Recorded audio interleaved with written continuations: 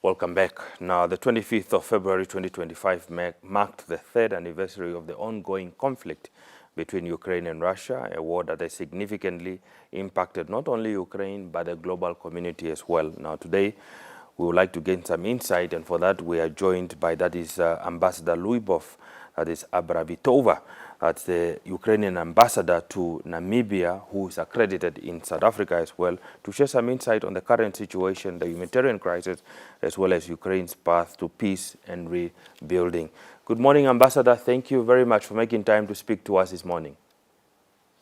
Good morning, Namibia. Good morning, dear viewers. Immediately, I would like to make a disclaimer. I'm ambassador to South Africa, not yet to Namibia. Okay. But I'm very grateful to have this opportunity to talk to you this morning.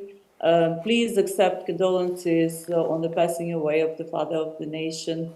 I've been at the funeral, and I express on behalf of all Ukrainians condolences to your nation. And as you rightly said, Ukraine continues to fight for its freedom, for its independence, for its sovereignty and territorial integrity already for 11 years, but for the 3 years in the row, we are fighting with full-scale invasion, with violation of UN Charter. The war that meant to be the 3-day war, taking over Ukraine by Russians, happened to be today the war of more than 3 years.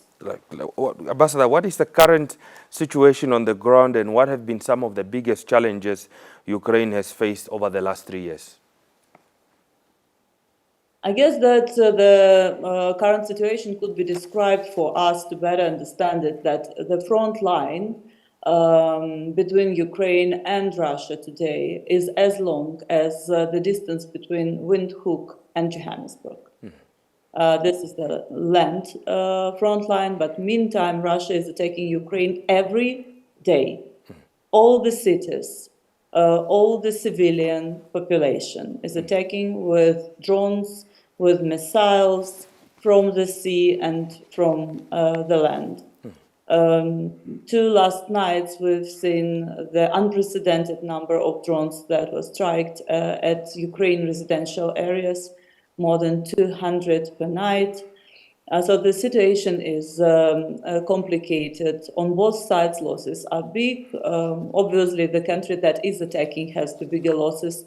As of the end of 2024, Russians had losses of more than 850,000 people. This is irreplaceable loss of soldiers. So the war, except of humanitarian implication, has also the bigger, larger repercussions for all the world. I think the next week after the beginning of full-scale invasion, people even in Namibia could feel the rise of prices for the food, because Ukraine is the recognized breadbasket of Europe, but also important part of the food supply chain, guarantee food security for the world. So the moment when these interruptions happened, the world felt it, but we are, sorry, go ahead. Now, Ambassador, the war has resulted in devastating human crisis, which you have also just alluded to. Let's talk about how the Ukrainian government is responding to the needs of these displaced citizens and those that are affected by this conflict. Yeah, that's a very important point, because we are forgetting that out of 47 million Ukrainians, more than 10 million had to flee from the directly affected areas. Some of them became internally displaced people, but many of them had to leave Ukraine. And those who left were women and children. And this is the future of the nation. This is your so-called genophond. If you consider another part of Russian tackling and the genocidal war against Ukraine, when you think about those 19,000 children from Ukraine that have been abducted and taken to the territory of Russia, then you clearly see that the instrument that Russians are using in order to put Ukraine under its control and to destroy Ukraine's self-identity, it's purely genocidal. But Ukraine, with the support of the partners, and we are very grateful to every country that stands in solidarity and who is assisting us to not to disappear from the map of this world. We are receiving the assistance to be able ourselves to protect our people, our civilians, and to carry on with the development of our economy independently from Russia. Okay. Now, what role has the international community, including countries like Namibia, have played in providing humanitarian assistance?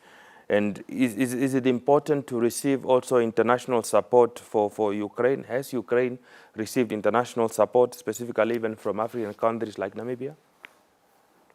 When invasion started, we had the vote in the United Nations, and the resolution that was condemning Russian aggression received support of 143 countries. I think this is unprecedented vote since the end of the World War II. And when we speak about the importance of the support and solidarity, I think it's very, very crucial for us to have this joint voice, because one cannot be neutral or non-aligned with violations of human rights. One cannot be not aligned or neutral towards violation of territorial integrity and sovereignty of the country. We've seen in 2014 when Russia brutally came to Crimea and annexed the part of Ukraine, when we didn't hear the single voice of international community, when it was not condemned by everyone. Russia felt the sense of impunity and eventually allowed itself to come with a full-scale invasion in the country 8 years later. So it's crucial for us to hear voices, to feel solidarity, for media, and particularly for such country as Namibia, where the ratings, the levels of freedom of speech and freedom of press are in front of all the world. It's important to hear your voices and for you to become the platforms of the news that will be checked and verified. The world today provides us with this opportunity to get the information from the first hands. Okay. Now, Ambassador, what message would you like to share with the countries that have stood in solidarity with Ukraine, especially during these trying times? I would like to really appreciate and say thank you to all the people of every country in the world who keeps Ukraine and our people in prayers, who are wishing us peace. I want to stress that no one wants peace more than Ukrainians today. We do. And we are really ready for all the diplomatic solutions of this war. Today, if Russia withdraws its troops from our territory, the war will be over, easily like this. If Ukraine stops protecting and defending itself, Ukraine will stop exist. That's what I would like to share with every person who is keeping Ukraine in the memory and in the prayer. Okay. Well, Ambassador, thank you so much for making time to speak to us this morning. Thank you. Okay.